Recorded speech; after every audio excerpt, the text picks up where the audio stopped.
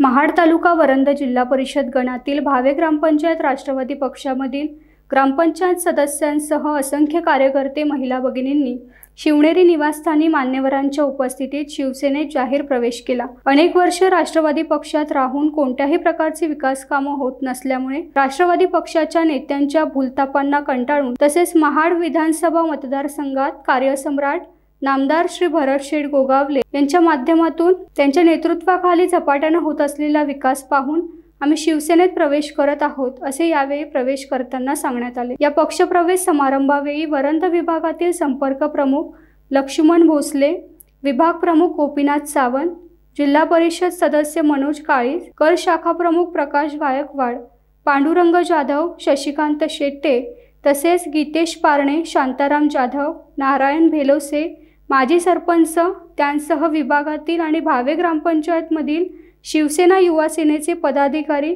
लोकप्रतिनिधी इत्यादी उपस्थित होते। यावेळी प्रवेशकर्त्यांचे भगवा पताका घालून शिवसेनेत स्वागत करण्यात आले।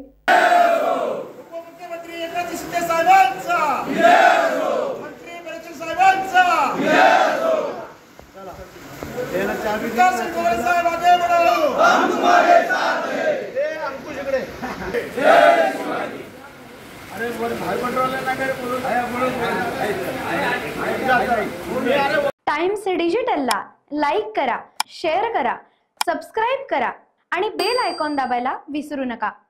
Times digital.